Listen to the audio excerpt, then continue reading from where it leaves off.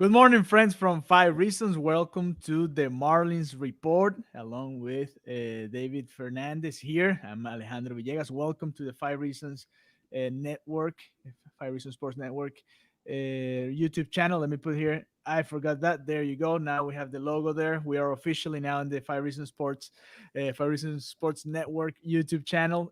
Thank you guys for joining us. Thank you guys for supporting our work here in the channel. It's been fun, especially with the Miami Heat having so much success. We saw David as a part of the team in the post game. I was part of in the pre game. We're all having fun with this success that now the Miami teams are having, right? Especially after last year, which was a little bit of a disaster. The Miami Heat didn't make the playoffs. The Marlins had a very rough season.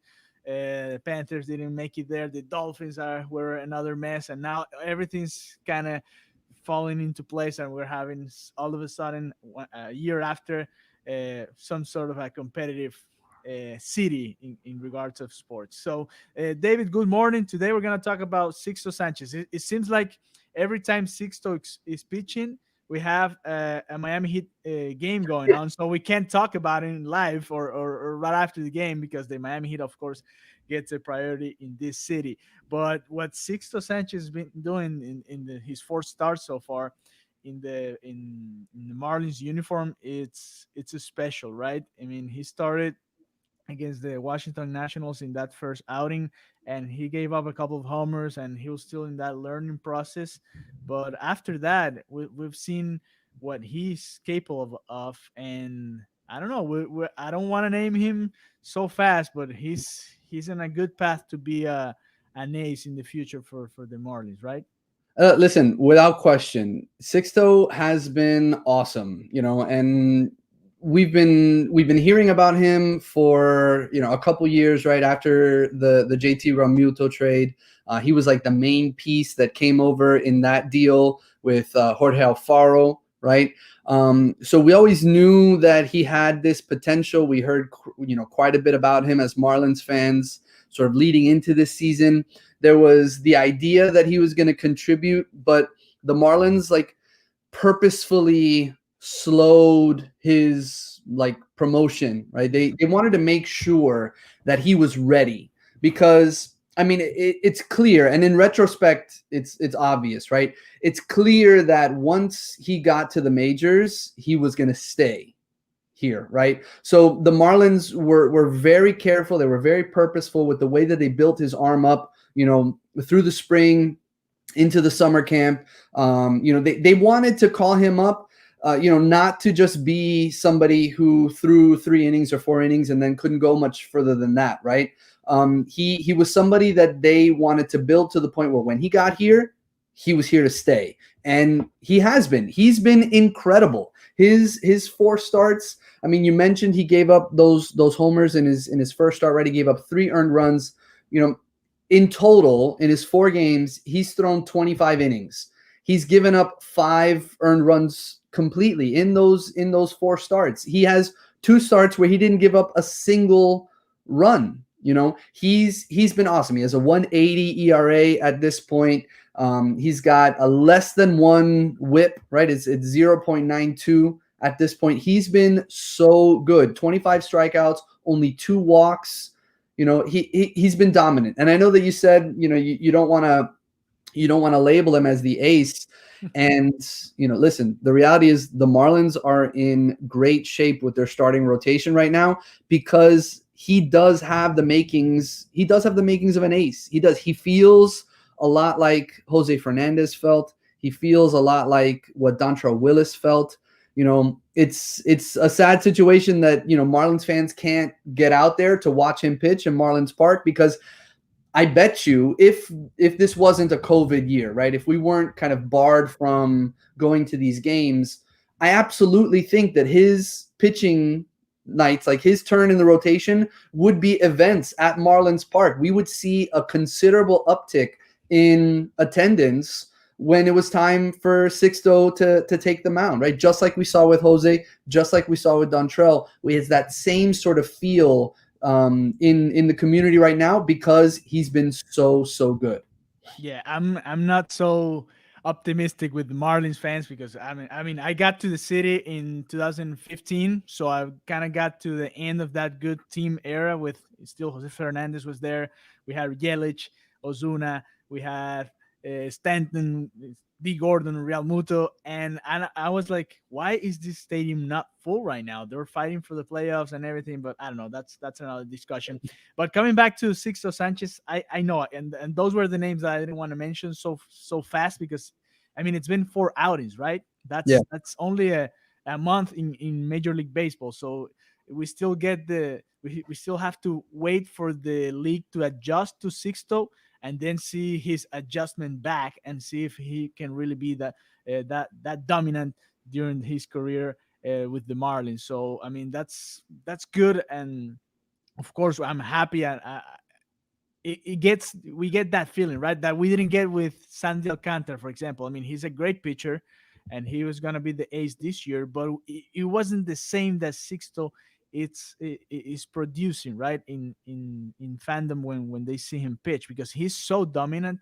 I know we talked about the home runs. I mean, he's given up 3 in 4 outings. That can be his only weakness so far, letting those leaving those, especially the last two who were against off-speed pitches, I think. So that's a matter of location, and he's gonna be better and better as the time goes.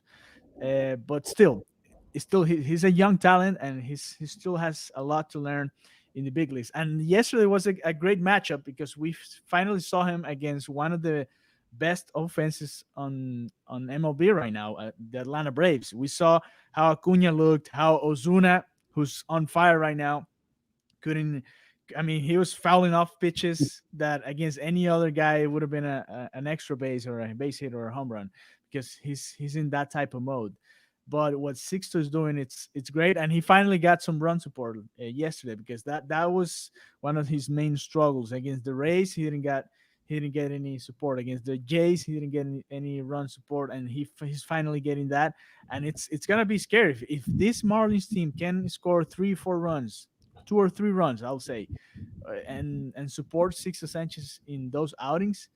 It's gonna be hard for this team not to make the playoffs and not to have a game that you know for sure in the calendar. Okay, this day we are sure that we're gonna compete and we're probably gonna win. Yeah, listen, I want to jump on a couple of things that you mentioned there because you're right on target, right? So you mentioned the run support. He didn't get anything against the Jays, right? We didn't see him supported at all against Tampa either, right? Yeah. But last night, obviously the offense broke through, and it was great to see, right? It was great to see Alfaro get his first home run of the year. It was great to see Garrett Cooper continue his relatively hot streak to start his season. Brian Anderson kind of broke out of his little mini slump. He went 3 for 3. All of those things are awesome, right? The Marlins, when they score 5 runs this season, 5 runs or more, they're 11-1. The only loss they have was that 12-7 loss against Tampa Bay. I was there. Don't remind me of that. Yes, and they were losing 12-1 at some Yeah. point, so they Yeah. were never in that game. No, but listen, what the point is, if they can get to 3, 4, 5 runs with the elite performance that we've seen from some of these starting pitchers, right? What we've seen from Sixto, what we've seen from Pablo Lopez, what we've seen, what we know Sandy is capable of, right? Even Trevor Rogers, who I mean, this is somebody who's never pitched above AA. Like some of what he's doing as well has been incredibly impressive. So if the Marlins offense can get rolling here, right, and they can put runs on the board, and they can do that consistently for these pitchers, they're absolutely going to make a playoff run. They have a very slight cushion at the moment, right? They have a 1.5 game lead with their wild card spot, right? But they're only a game back of the Phillies for second place in the NL East. They're actually only 2.5 games back from the Braves for the lead in the NL East, and they have 5 games left with the Braves. They play tonight, and then they have 4 games against them at the end of the month. So if the offense can get rolling in this spot, it's absolutely going to change the dynamic of the season. If they can run off, 5 wins in a row or something like that. If they can win 5 of their next 8 games, they'll really solidify that playoff position, and they'll put themselves in a position, because they love to say this, right? They'll put themselves in a position to do damage, right? They talk about doing damage at the plate, right? With the offense, if the offense can produce and the starting pitching maintains, its performance, this is absolutely a playoff team, which no one would have predicted at the beginning of the year. Okay. So again, 11-1 when they score at least 5 runs is really impressive. The other thing that you mentioned was about Sixto, talking about how you didn't want to throw him in there with Jose and with Dontra, and I completely understand that. You're right. You're 100% right. 4 starts, right? People should be pumping the brakes a little bit, right? But we're so excited because he's been so impressive. But here's the thing. You mentioned, the adjustments. I actually think we started to see that last night. Okay, so the Braves, they rolled out a right-handed hitting heavy lineup, right? They had 7 guys that were right-handed hitters against Sixto. The bulk of his strikeouts going into last night's game were against left-handed hitters. He had been, dominant against left-handed hitters and had his struggles against righties. The issues that he was having against righties had a lot to do with his off-speed stuff. Like the changeup just wasn't working as much against the right-handed hitters as it was against the left-handed hitters. And we saw an adjustment last night. He relied more on his slider than his changeup last night. The changeup was like the big strikeout pitch for him, beyond obviously the 100 mile per hour, like 2-seam fastball, right? But the changeup is really a wipeout pitch for him too, because he's able, to elevate and to do some different things with the high heat, right? And then to go from 100 to 92 or to 88, it's such a dramatic change that the changeup becomes such a big weapon for him. But he was susceptible to homers, on those pitches against right-handed hitters. But then we saw him make a dramatic change yesterday, and he relied mostly on the sliders. He only threw 14 changeups last night, So we're starting to see that. And he said after the game that it was his plan, right? It was part of the plan. So, Mel Sotomayor Jr., the pitching coach, obviously Sixto, I would imagine there's some input from the catchers and from Mattingly and things like that. They made a decision to focus on something other than the changeup against Atlanta's lineup. And we saw, listen, he blew away Acuna at the beginning of the game, right? He struck him out on a 100-mile-per-hour fastball, really set the tone, and then took it from there. He threw 40 pitches through the first 2 innings last night. And when you see that, you start to get a little bit worried, because he had gone at least 5 innings in all of his starts. He had gone 7 innings against Toronto, and 6 innings in the start before this one. So when he throws 40 pitches through the first 2 innings, you start to worry a little bit about, can he get deep into this game? And that's something that Mattingly has been worried about. We saw the Marlins promote Jordan Yamamoto yesterday, not because they want him to start, but because they needed another arm in that bullpen for length. They have so many games coming up that they can't wreck the bullpen at this point, right? They've got 7 games in 5 days over the weekend against the Phillies. And that series against the Phillies is going to be key. That is going to determine this season largely for the Marlins. If they can win that series, we can feel really, really good at that point about their playoff prospects, right? But so we saw Sixto make that adjustment. He made that in-game adjustment, right? And he was able to attack hitters. He said that he wanted to focus on getting ahead in the count. And we saw that happen moving into the 3rd and obviously into the 4th. And he was able to last those 6 innings, which the bullpen really needs at this point, right? The bullpen has been shaky from time to time. There's some reliable arms back there, but Mattingly was saying before the game that not everybody was available. We knew that we weren't going to see Kinsler. He's struggled a little bit recently, but he's also been on the mound quite a bit. So, there were a handful of guys that weren't available in the bullpen, so you needed Sixto to go 5 or 6 innings, and he did that, and he was able to do that, and he did it in dominant fashion. And when he got that run support, he was able to lock in at that point. After the game, Brian Anderson was saying that, it's the pressure isn't on the offense with a guy like Sixto on the mound. Brian Anderson was saying all they know that he's going to, with his electric stuff, Sixto was going to put zeros up on the board, and the offense just needed to get a little bit. And so maybe that pressure was lifted off the offense, and they were able to come through. And once that happens, the pitching and the offense getting going at the same time. At Atlanta, they weren't able to sort of mount anything. Marlins still had to get some key outs, right? There were some moments in the game that you felt maybe the Braves were going to break through. But the Marlins bullpen did their job. Sixto obviously did his job. The offense did their job, and they got the win. It's their first series win in Atlanta in years. It's crazy. Yeah, and you mentioned the difference in that, right? The splits between righties and lefties, and he's been struggling against righties. So once he gets to his level, he's gonna be dominant against righties at some point. So this is gonna be even more special, or could be more special now if Sixto keeps doing that adjustment. The 3 homers that he's given up are from righties. His whip is also better against lefties. All the numbers when you split it, they're better against left-handers, which is something great for a young pitcher, right? Because we know in the future he's gonna keep facing righties, and he's gonna adjust, and he's gonna dominate them more often. You were talking also about the offense, right? Because the last time we talked, I think it was when they acquired Starling Marte, right? The team was struggling a little bit to produce runs. They were falling off the stands, losing close games that they should have not lost, at least not all of them, and they did.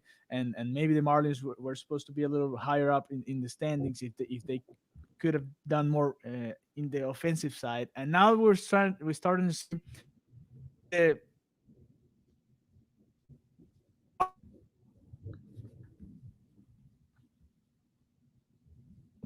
during the year, because it's been a struggle for Mattingly to put up he never gets all the players right. Harold Ramirez came back, and in the very first game he was out, and he even brought a run in with a base hit and everything, and then he was out. And Birdie is out too because of he's having some issues, and it's been that kind of struggle for Mattingly to actually get to a lineup and to set up and say, okay, this is my starting lineup right now, and this is how we're gonna roll from now on. And the other thing I want to talk about is Jorge Alfaro is finally.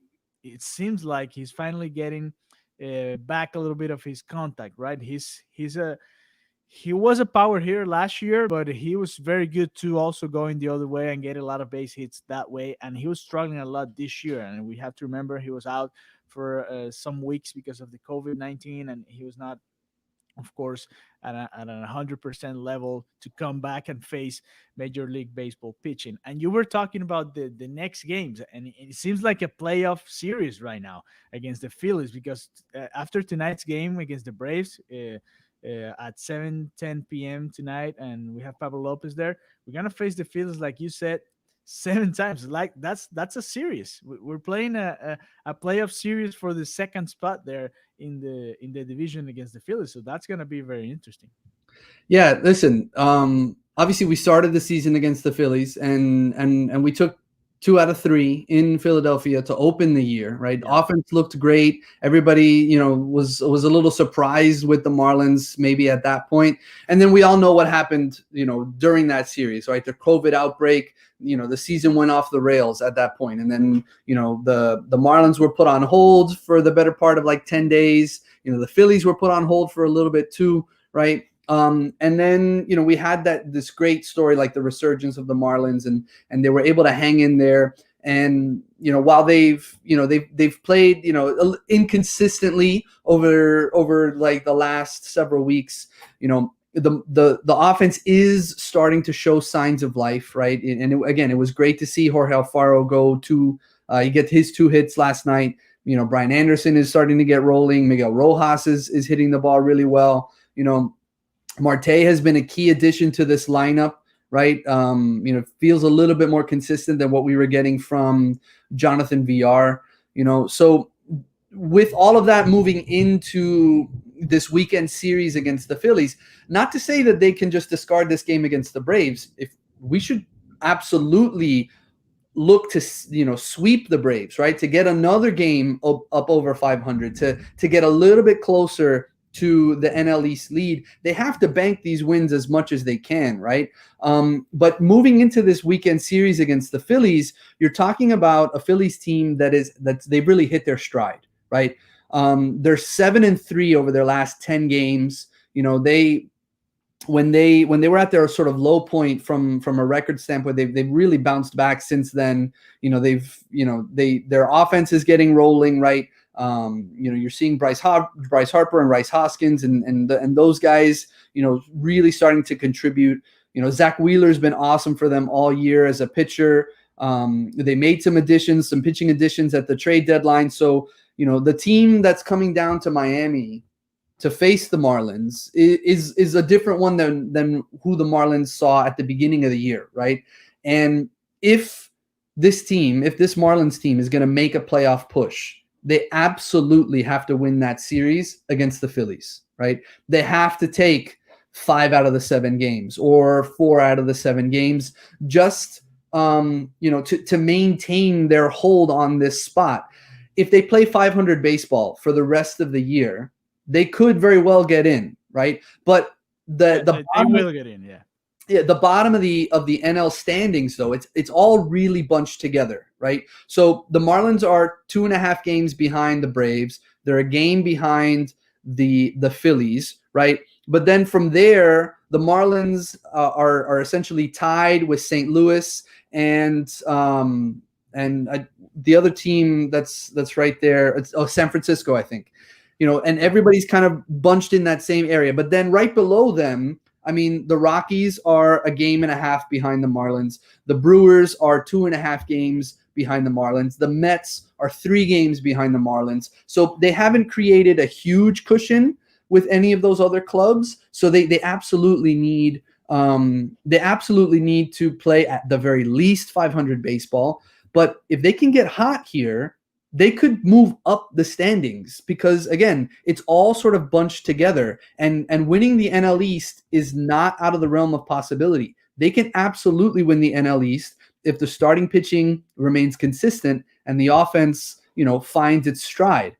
After they play the Phillies, they get the Red Sox for 3 games. And the Red Sox, they haven't been that great this year, right? So there's another potential for maybe a series win against the Red Sox. And then they have the Nationals that come in after that for 5 games over the course of 3 days, right? Another key series with a team that's in this kind of playoff chase. And then they end the year with 4 in Atlanta and then 3 against the Yankees. The Yankees, obviously, as you could see there, the Yankees are 21-21. They're kind of reeling. They're having all these injury issues. Yeah, they have Garrett Cole, but right now, no Judge in the lineup, no Stanton in the lineup. Some of those other guys aren't hitting. So the Marlins have a real opportunity here. If they can win each of these series moving forward, if they can win the series against the Phillies, if they can win the series against the Red Sox, win the series against the Nationals, the Braves, the Yankees to close out the year, they're making the playoffs, right? And they're not squeaking into the playoffs either. At that point, they will be solidly in the playoff picture. Maybe they win the NL East, depending on how the Braves do kind of finishing out. But the Marlins are in control of their playoff destiny at this point. Yeah, these are the standings that I was trying to show you guys. Here, I'm going to show them again. Here we go. So this is how they look now. The standings that David was going through. These are the Marlins that are down here. They're a game over 500, so they're still fighting for that second place in the East. Like David was saying, we're only 1 game behind. So if we win tonight and the Phillies lose, we're gonna be tied for the beginning of that 7-game series. And like David was saying, we can see the Boston Red Sox all the way down here. The Yankees struggling to be in the playoffs right now, fighting for that wild card spot with the Orioles. Who would have said that, right? The Orioles and the Tigers close to the Yankees at this point. And here what David was mentioning about how close it's been, that race in the National League so far. We have some comments here. I want to show what people are saying here in our chat because it's very interesting. We don't do well at home. I'm worried that we will fall once that we get back to Miami. Why don't we do well at home in regards to the offense? I don't know. I have the same question. We are like 2-9 or something when we play at Marlins Park. That's been a struggle. I mean, I don't know. I don't have a reason. Yeah, We listen, the Marlins don't have a reason either. Mattingly, he's been asked that repeatedly on like the pregame Zooms and the postgame Zooms and stuff like that, and Mattingly doesn't have an answer for it. He said Mattingly has said about the product, like playing at home, that he wouldn't be too worried about it at this point in like a 162 game season, right? Because a lot of that stuff tends to even out. But he said, sometimes being on the road, they're focused only on baseball, right? So they go from the hotel to the stadium. When you're playing at home, maybe you got a few more options, so maybe the players aren't as maybe locked in, but at this point, they're in a pennant race, they're in a playoff push. So you would hope that, that they can lock in when they get back home. And listen, it's key, right? So they've got 7 against the Phillies, they've got 3 against Boston, and they've got 5 against Washington, all of them at home. We're talking about 15 games in a row in Marlins Park. If they don't win those games, they're not making the playoffs, right? They're going to slide right down the standings. So if they can't figure out a way to get their offense rolling at home, then obviously they're in some trouble. You would imagine being home, being comfortable with the setting, the backdrop, the hitter's eye, all that stuff should play to the Marlins' advantage, right? But they've spent so much time away from Marlins Park. Maybe they do need to kind of settle in, and hopefully with the fact that they're playing their next 15 games, after today in Marlins Park, they'll get going.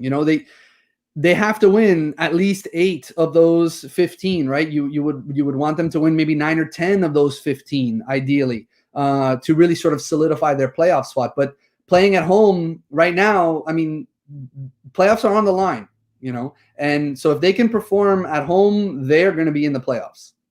There you go. E2 Live says Sixto is just more overpowering than Sandy, but Sandy looks like he has improved too and being more aggressive. Well, Sandy can ramp it up to 100 too. It's just not as often, right? He's more around the 97, 99 range, but he can throw 100 too, and he has a very good stuff. But I don't know. There's something about Sixto Sanchez that he just seems unhittable. Papichulo 6601, he says, I know that hindsight is 2020, but because everything turned out okay, but don't you think Don took Sixto out too quick? We have a very long stretch of games coming up, and we're going to need fresh bullpen. That's a good question, because the other day they did something similar, and he's through 7 innings, and he was up to 79 pitches only. So I was like, why not giving him the 8th inning? They still lost 2-1 that game against the Blue Jays, and it wasn't because of that pitching movement. But I don't know. I know they're trying to take care of him, but at some point you have to let him go to 90 pitches in one game, right? Yeah, it's a great question, right? And it's on their mind, right? So Mattingly has talked very specifically about the bullpen and saving the bullpen. And if you kind of look at what they did last night, they didn't overtax. I know they used a bunch of pitchers, but they didn't overtax any one pitcher last night, right? And would you have wanted to see Sixto go out there for the 7th inning? Yeah, selfishly, we would love to, right? He's throwing gas out there. He hit 100 multiple times. It's crazy. He's 4 starts for Sixto. He already has 10 pitches at least 100 miles per hour or more. That's second most in the majors. The only pitcher with more is Jacob deGrom, and he's done it 14 times. So he's throwing gas, but I do think it's them being cautious with Sixto and with his arm, and they don't want to overtax him. They don't want to put him in a position where he, is trying to do too much in his spot, because you can't play thinking about injuries or anything like that. I'm not saying that's what they're doing, but they're being very, very purposeful with him and the way that they've built his arm up. He might not be at 90 pitches yet or 100 pitches yet. He probably is, but he might not be opened up to that level at this point. We've certainly seen him get to 80 without any issues, and probably for last night, throwing 40 pitches in the first 2 innings hurt him in that regard for length. but they do have to be very careful with the bullpen moving forward because there's so many games coming up. Now they're going to mix and match, right? They've got the taxi squad for when they travel. At home they'll be able to recall guys, from Jupiter and things like that. But again, they're in a playoff push. Mattingly trusts, certain arms in certain situations. So, it's important, not only for Sixto, but I mean, even tonight, Pablo, we're going to need to see Pablo hit at least 6 innings, ideally. Great. If he gets to 7, that would be even better. Protect that bullpen moving into this weekend series against the Phillies for sure. Yeah, yeah, and I know they're being careful, and that's fine. We don't want him. I mean, we're gonna need him so much in this late run, and then in the playoffs, if we get to that point, and maybe we win a series against one of the favorites. If we enter the playoffs as a wild card spot, you're gonna need that pitching to face the best lineups in the league in that first round of the wild card games, the wild card series. So you're gonna need that pitching going as far as they can. E2 Live says that Marlins are gonna need Cervelli. Hopefully he can come back soon. Well, it's been a struggle for Cervelli in the last couple of years. Sadly, it's a matter of health. I don't know if he's gonna come back or if he's gonna be at the same level that he was, because he was hitting better than Alfaro is right now, and he was bringing some type of leadership too on and off the field, which was important for this young core. And I don't know. Do you think Cervelli is going to be back? Is he going to be able to really become a factor for the remaining of the season? So that's a tough one because he's had concussion issues, leading into this season, and obviously, he got the concussion this year, which has kept him out of the game. Mattingly hasn't really given a clear update on Cervelli. He has said that he's had good days and bad days, right? And we know that Cervelli has gone to see the doctors that have treated him in the past. Cervelli probably wants to play, but at some point the organization might not necessarily feel comfortable putting him back out there, putting him on the field, putting him in the lineup, because God forbid he suffers another one of these issues, right? And you never want to see something like that. I mean, the good thing is, you said it's been his leadership that really helped galvanize this team early on. You saw him; he was like the engine when the Marlins came back from COVID, right? And he was able to help these young pitchers, and particularly Pablo. He had such a great chemistry with Pablo Lopez, and maybe with the Marlins returning to Miami, Cervelli is still down here. At that point, he becomes more of a voice in the clubhouse. Maybe he's there and he's helping. I don't know if he's at that level yet. If he could even provide that level of interaction or leadership. But the fact that they're coming home, he should have access to the team if he's clear and he wants it. But as far as him getting back on the field, they haven't really said anything about that at all. And unfortunately, probably not going to make it back this year. I think I'd be surprised at this point. Yeah, me too. Maybe for the playoffs. I don't know if he's going to be ready for that. So this is tonight's matchup: Pablo Lopez against Tommy Milone. Tommy Milone's a lefty that came from the Baltimore Orioles. He's not having his best outings so far with the Atlanta Braves, but we've seen how much the Marlins struggle against slow lefties, right? Yeah, tossing lefties kill this Marlins lineup. Yeah, I mean, they've got a chance to sweep the Braves, and yeah, Malone hasn't been awesome this year, but the team has really struggled against left-handed pitching, particularly soft tossing left-handed pitching. So you look at somebody like Starlin Marte, who has been really good against lefties this year, right? So maybe his addition to the lineup helps the Marlins in that way. But tonight's it's a key game in this playoff push for sure. Yeah, it looks like this type of game when you're like, okay, we should win this one, right? Mhm. We have the better pitcher. We should be able to make score some runs and really give Pablo some support. But we'll see. We'll see what happens tonight. So thank you guys for joining us. We had a lot of messages, and even from Richard Burris, who says he's a kid. I'm a kid, huh? I'm leaving to play Minecraft. That's fine. You can go play Minecraft now that you've seen all the video with us. Thank you for joining us here in the Five Reasons YouTube channel. This is the Marlins Report. We're going to try to do this whenever something nice comes up, right? With the Marlins, which is happening very often. So we're probably going to do something in regards of that Phillies series, right? Because it's 7 games, so the season looks like it's gonna be decided there, and we're gonna be doing some stuff about the Marlins. And I invite you guys to visit fivereasonsports.com. David's doing a great job following the Marlins and organizing everything there on the website. So go and check it out, fivereasonsports.com, where you have all the information you need here in Miami. We're the best website in Miami. I can say it. I'm sure of it.